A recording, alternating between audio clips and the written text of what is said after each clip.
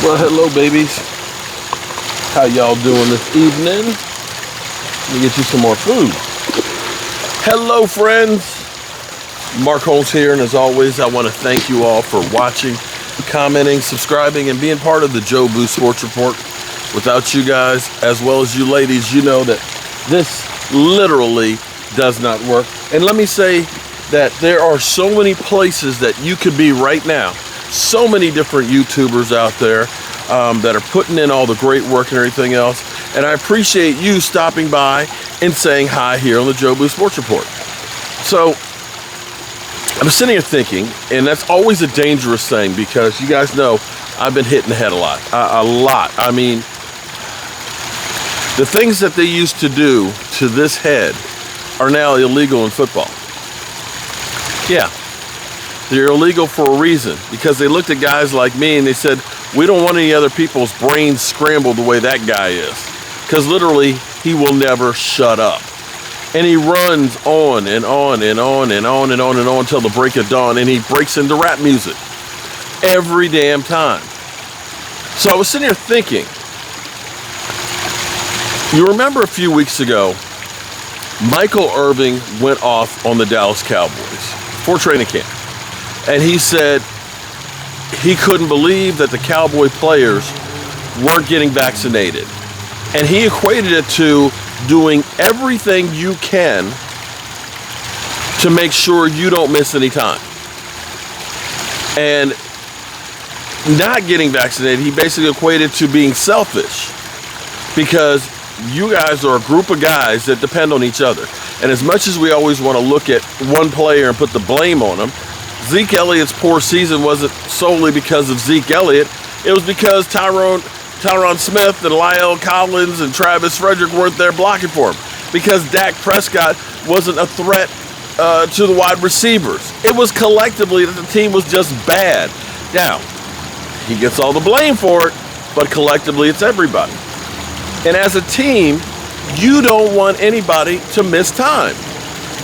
And that was Michael Irvin's point.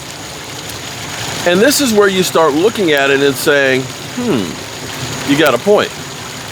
Football is a game of attrition, okay? Football, this is my next door neighbor, walking her dog. You know, people think I'm crazy because they see me sitting out here and they hear me talking, but they don't see anybody else. So it's like, yeah, okay, that guy's crazy. I said, yeah, they call me Crazy Mark for a reason. But anyway, back to what I was talking about. Football is a game of attrition. You're going to lose people. That's a fact. But if you come in and you're not in shape and that's why you get hurt and get lost, well, you're letting your teammates down. You know, there's always going to be an accident and somebody gets hurt. That's one thing. But doing things willfully that could hurt your team possibly is a bad thing. And what we found out when they opened up training camp last week was they were close to the NFL threshold. In fact, I think they're over it right now. Now, whether you are a vaccine person or not, you still want to not take any more risks than you have to. Here's where it's interesting.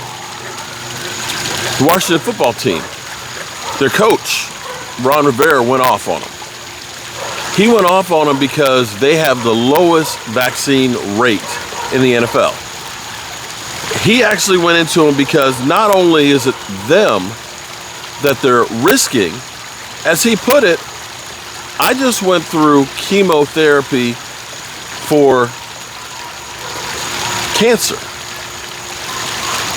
And if you've been through chemotherapy, you understand that you have a weakened immune system. Things that might not be any big deal to you because you haven't been there with the weakened immune system can be deadly for somebody like Ron Rivera.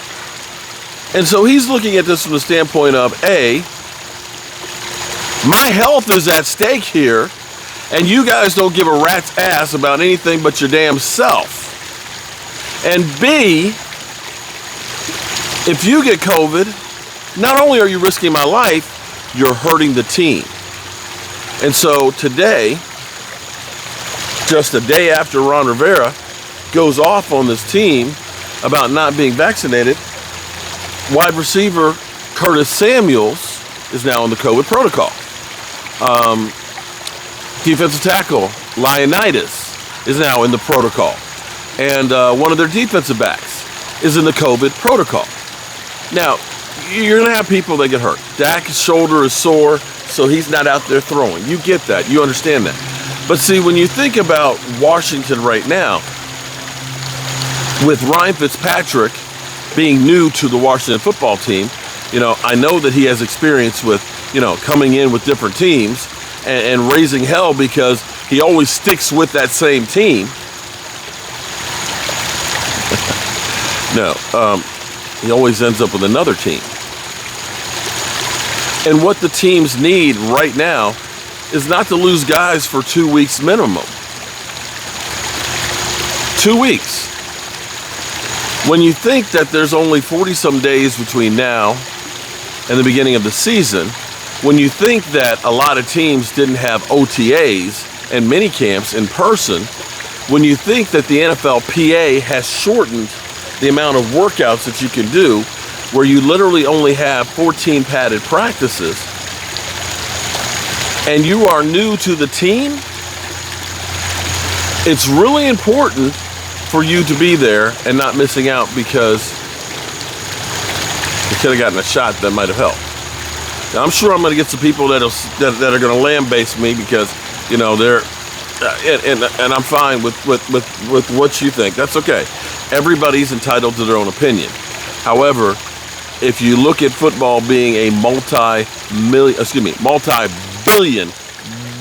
dollar industry, and you think about what these guys have to do, when you think about the head trauma and the broken bones and everything else, that it seems like a shot is the least of the worries that they should have.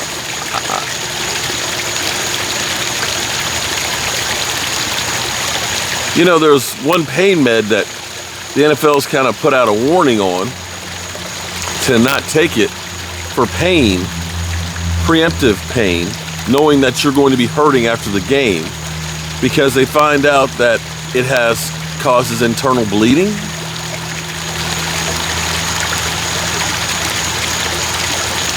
Yeah. Well, that's all I have to say about that. And I'm glad that my team, at least, that they've been vaccinated. And I've noticed that the interviews that they're doing with the players is the interviewer's on one side of the fence, the interviewee is on the other side. And it's better to be safe than sorry, because you don't know where anybody came from, what flight or city or whatever, and it's better to not take a risk if you don't have to. And with that being said, I'm planning for that as well myself. As I go to the Pro Football Hall of Fame, I don't know where the rules will be in a week at the current rate, where they're changing by the day. And wow, could y'all see that mosquito? That's really clear. You think this is at dusk, although we got the light, that you could see that little mosquito. Yeah. In fact, damn. High def and 4K for everybody, is it? What happened to the good old days where shit was fuzzy and you looked young? Damn. I'm planning for that at the Pro Football Hall of Fame, where I'm trying to make this hands-free as much as possible. That's why I've got this shotgun mic that I can just set up here.